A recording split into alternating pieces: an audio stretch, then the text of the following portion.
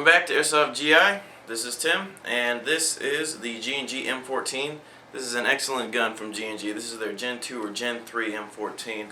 This gun has a great history. The Gen 1 M14 from G&G came out a long time ago. They built the gun to combat Tokyo Marui's M14. Of course, Marui, the inventors of the gearbox, they had an M14 for a long time. It was the only reliable M14 that you could actually upgrade. G&G wanted to break into that market, but their Gen 1 M14s didn't perform and weren't as reliable as they wanted to be. So a while ago, probably about a year and a half, maybe 2 years ago, they came out with this thing. They said, you know what, let's go back to the drawing board, let's start from scratch and let's build a good gun. And that's exactly what they did. This is the latest version G&G M14. It's extremely reliable, performs very well, shoots somewhere between 330 and 350 FPS. Not a lot for a long-range gun, but it is compatible with upgrades and it does take very well to them, whereas their previous models did not. Just to start off, some of the features, this gun features a full metal construction. Now obviously the thing is not entirely metal. Okay, some people make that mistake. What that means is everything that's metal on the real gun is going to be metal on this one. So we're talking about the barrel, the bolt assembly, and everything like that. Everything basically except for the stock is going to be metal. Now this is the black plastic stock from G&G. They also make a fake wood stock that's made from the same material. It looks like wood, but it's not. But they also have a walnut wood stock. It's a very beautiful gun. I can show that to you guys in a minute. But this is probably the best performing, most reliable M14 for your money. We sell this on our website for I think $260. Okay, shoots, like I said, around 350 FPS or so, and it's extremely reliable. The plastic stock allows you to house a large 9.6 volt battery easily. Okay, there's plenty of room inside the stock. You can put a large 9.6 in there. It helps give the gun a little bit more realistic weight because the battery is probably about 1.5 to 2 pounds, but it also balances out the weight very well, being that the battery's in the stock. The magazine holds over 500 rounds. This is a high capacity magazine from G&G. Now, this is a question we get a lot. Can I use Marui mags, Classic Army mags, you know, for this M14, that M14? The answer is pretty much no. Okay, a lot of the clone M14s that copy Tokyo Marui, those are compatible with Marui magazines and backwards.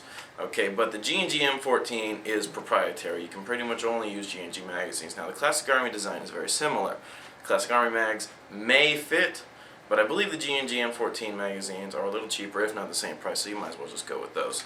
This gun features a functional bolt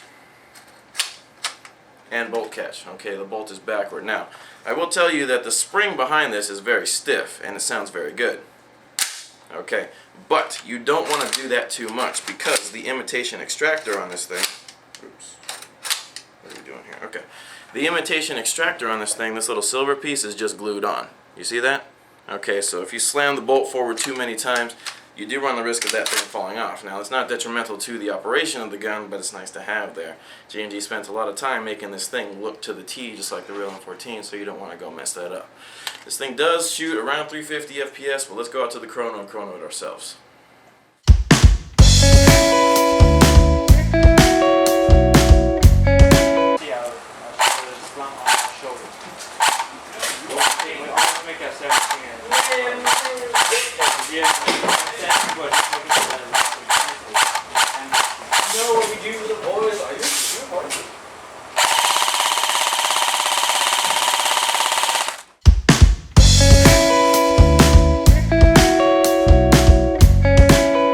It looks like the FPS on the G&G M14 is a little lower than I anticipated. It looks like it's around 335 to 340, but with that being said, that is the perfect FPS for this kind of gun. This is the G&G SOC 16. It's exactly the same as the black M14 I showed you earlier, but obviously the barrel's been cut short a little bit, and it also features a top rail, okay, above the heat shield. Now this is an excellent place to mount optics like hollow sights and red dot sights, and 340 FPS is just right for CQB. Okay, it's not too low and it's not too high either, so you'll be able to get into the fields, and you'll also have the range that you need for those occasional 70 to 100 foot shots that you get sometimes in CQB. Check both of these guns out. They're the G&G M14s. They're available in this SOC 16 format. They also have the full wood, or the full length version in real wood, fake wood, and black plastic stock.